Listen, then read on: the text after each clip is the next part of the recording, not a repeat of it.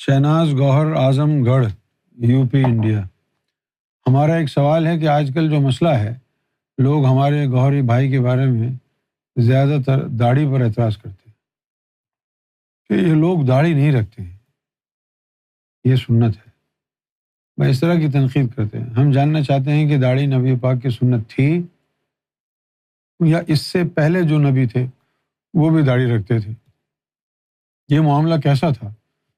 ہمارے نبی نے داڑھی کب رکھی؟ نبوت سے پہلے بھی داڑھی تھی؟ بھائی دیکھو، جس معاشرے میں اسلام پلا بڑھا ہے وہاں کافر، عیسائی، یہودی سب کی زبان ایک تھی اور سب کے طور طریقے ایک تھے، سب کے نام ایک جیسے تھے۔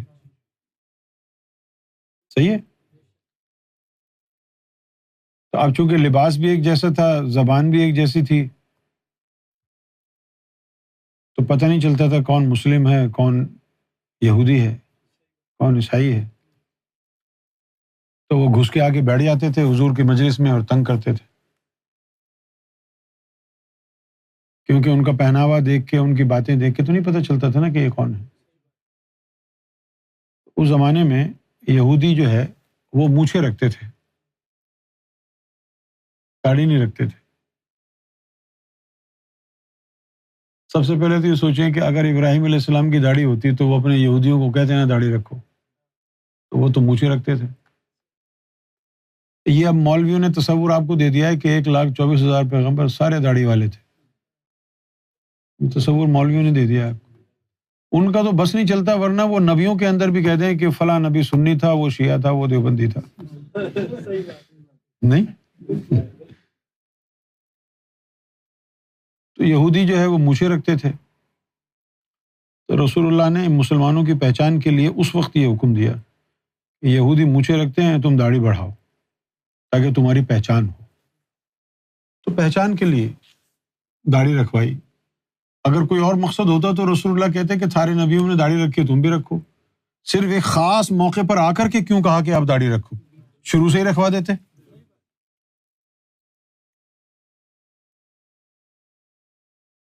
تو داڑھی رکھنا سنت تو ہے، لیکن داڑھی سے بڑی سنتیں بھی ہیں۔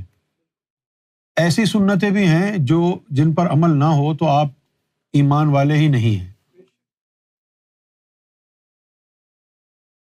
داڑھی رکھنا بھی سنت ہے، لیکن آپ اس شخص سے یہ پوچھیں کہ حضور صلی اللہ علیہ وسلم نے 3 دن کے فاقے سے 3 پتھر پیٹ پر باندھے، کبھی آپ نے وہ پتھر باندھنے والی سنت پر عمل کیا جو داڑھی پر اتنا اچھل رہے ہو؟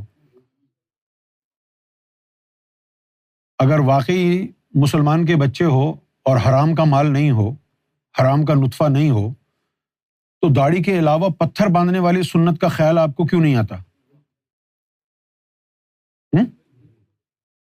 رسول اللہ صلی اللہ علیہ وسلم پورے رمضان تھوڑا سا پانی اور ایک کھجور سے افطار کرتے، اسی سے سحری کرتے۔ آپ بھر بھر کے دیگے کیوں بناتے؟ یہ بھی کھا لو، وہ بھی کھا لو، وہ بھی کھا لو۔ اس وقت سنت یاد نہیں رہتی آپ کو؟ صرف اسی وقت سنت یاد رہتی ہے۔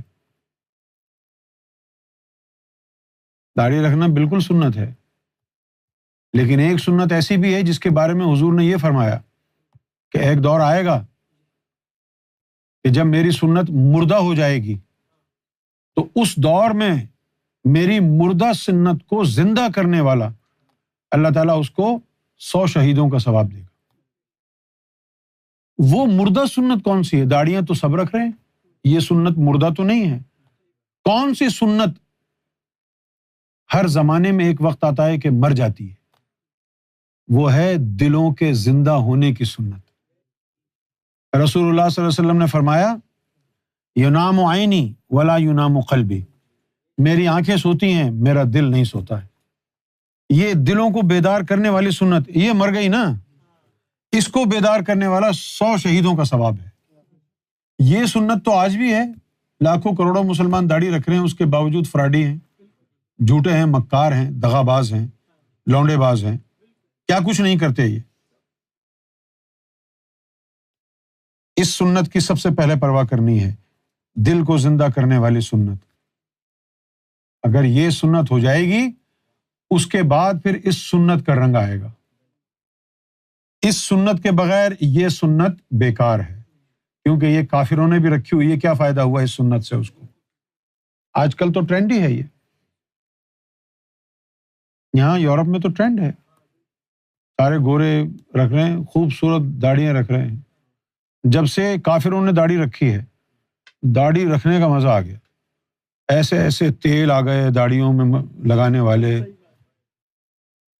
گورے جو ہیئر ڈریسر ہیں ایسی داڑھی بناتے ہیں کہ مدینہ شریف میں بھی ایسی کوئی داڑھی نہیں بناتے، ایسی پرفیکٹ اسٹائلش۔ ایک سنت ایسی ہوتی ہے جس کا ایمان سے تعلق ہوتا ہے، ایک سنت ایسی ہوتی ہے جس کا معاشرے سے تعلق ہوتا ہے، جس کا دکھائے جانے سے تعلق ہوتا ہے۔ آپ صرف دکھاوے کی سنت پر عمل پیرا ہونا چاہتے ہیں، ایسی سنت پر پہلے عمل پیرا ہونا جس سے آپ کا اللہ سے تعلق جڑ جائے، وہ سنت ہے دل کی بیداری۔ دل بیدار پیدا کر کہ دل خوابیدہ ہے جب تک، نہ تیری ضرب ہے کاری نہ میری ضرب ہے کاری۔